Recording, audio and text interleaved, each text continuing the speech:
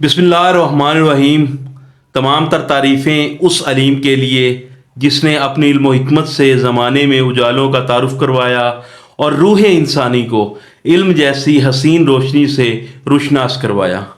हमारा आज का जो लेक्चर है वो है जी कानून शहादत ऑर्डर 1984 पर, जिसमें हम डिस्कस करने जा रहे हैं आर्टिकल नंबर 22, जो कि कहता है फैक्ट्स नेसेसरी टू एक्सप्लेन और इंट्रोड्यूस रेलिवेंट फैक्ट्स। यानी कि जो फैक्ट्स होते हैं ज़रूरी होता है कि वो एक्सप्लेन करें और इंट्रोड्यूस करें किनको, रेलिवेंट फैक्ट्स को। लेकिन इसको स्टार्ट करने से पहले हमें ये मालूम होना चाहिए कि ये फॉल कहाँ पे कर रहा है।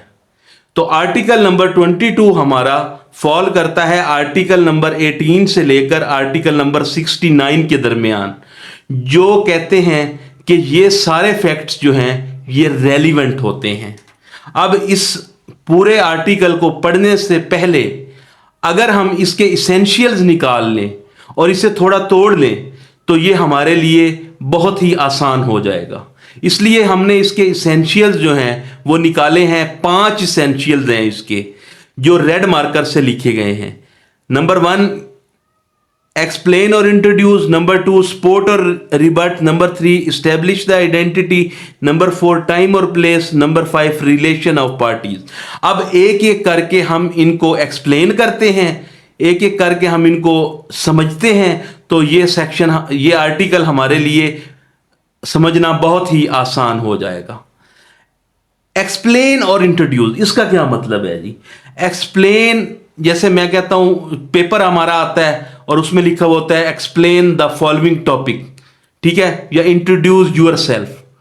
लेकिन यहां पे एक्सप्लेन और इंट्रोड्यूस का मतलब यह है कि जो भी फैक्ट इन इशू और रेलिवेंट फैक्ट को एक्सप्लेन, जो भी फैक्ट इन इशू और रेलिवेंट फैक्ट को एक्सप्लेन या इंट्रोड्यूस करता है वो फैक्ट रेलिवेंट होता है।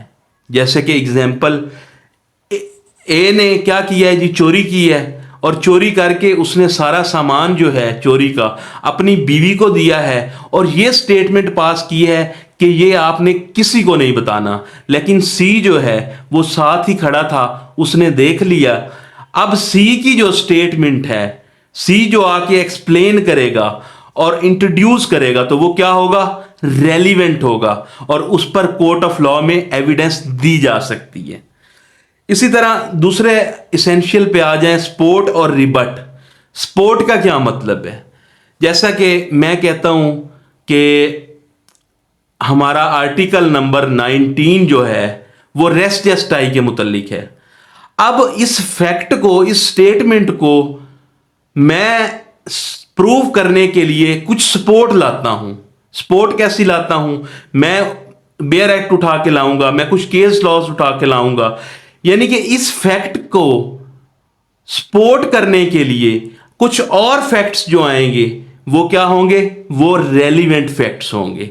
इसी तरह अगर रिबट की बात की जाए तो रिबट में ये होगा कि आप कहेंगे कि भाई ये रेस्ट जस्टाई आर्टिकल नंबर 19 में नहीं है, तो आप उसकी सपोर्ट में जो फैक्ट्स लाएंगे वो फैक्ट्स क्या होंगे? रेलिवेंट फैक्ट्स होंगे। आगे आ जाए, इस्टेब्लिश द आइडेंटिटी। आइडेंटिटी 2 तरह की होती है, एक थिंग की होती है और एक पर्सन की होती है। जो आइडेंटिटी थिंग की होती है वो, उसकी एग्जाम्पल कुछ यूं है। वो ये है कि फर्ज करें क्लास में किसी बच्चे का मोबाइल मुझे मिला है और मैं बोलता हूं बच्चों से कि भाई किसी का मोबाइल चोरी हुआ है तो वो मुझसे आके ले सकता है। अब मैं उससे बोलूं, एक बच्चा आता है वो कहता सर ये मोबाइल मेरा है। मैं कहता हूं बेटा इसका पासवर्ड बताओ। वो पासवर्ड बताता है। मैं कहता हूं इस पे कौन सा वॉलपेपर लगा हुआ है? वो बताता है कि सर ये वॉलपेपर लगा हुआ है।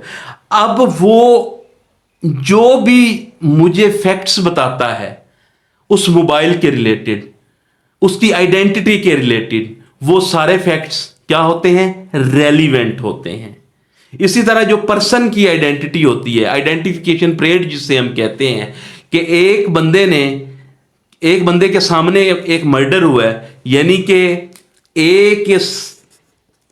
ए ने मर्डर किया बी का सी के सामने।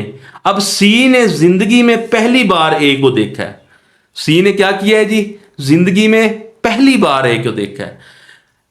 पुलिस जब इन्वेस्टिगेशन के लिए आती है सी के पास, सी कहता है कि अगर एक बार फिर वो बंदा मेरे सामने आ जाए तो मैं उसे पहचान लूंगा।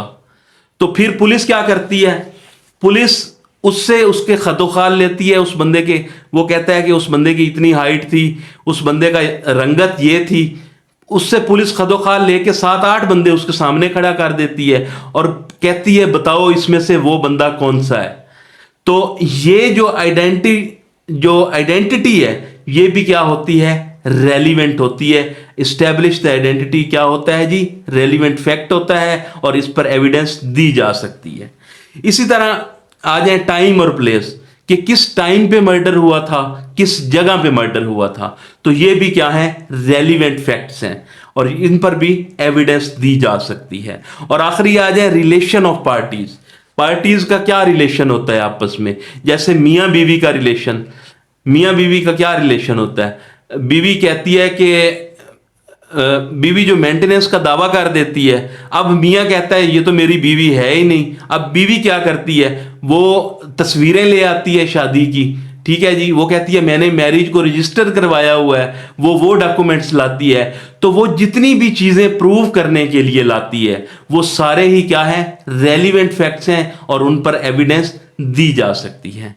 तो ये थे हमारे एसेंशियल। अब हम इसको पढ़ते हैं कि ये आर्टिकल हमें कहना क्या चाहता है। तो वो कहता है article number 22, facts necessary to explain और इंट्रोड्यूस रेलिवेंट फैक्ट। वो कहता है फैक्ट्स जरूरी है कि एक्सप्लेन करें और इंट्रोड्यूस करें किनको, रेलिवेंट फैक्ट्स को।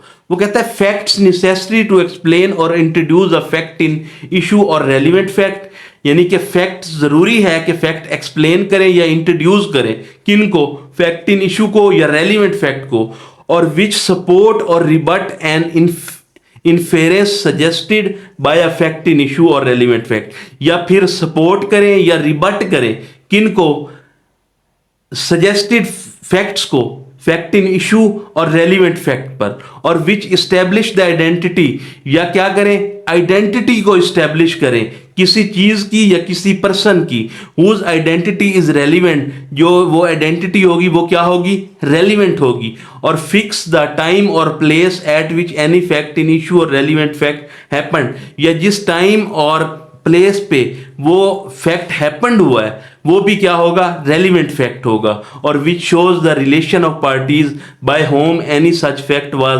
ट्रांजैक्टेड, या क्या होगा, शो करेगा रिलेशन किसका, पार्टीज का, जिसके जरिए फैक्ट ट्रांजैक्टेड हुआ है। वो सारे फैक्ट्स क्या हैं, रेलिवेंट होंगे और उन पे क्या हो सकता है, एविडेंस दी जा सकती है और उन्हें एडमिजिबल एविडेंसेस कहा जा सकता है। तो ये है हमारा आज का लेक्चर। ऐसे ही वीडियोस के लिए हमारे चैनल को सब्सक्राइब करें। शुक्रिया।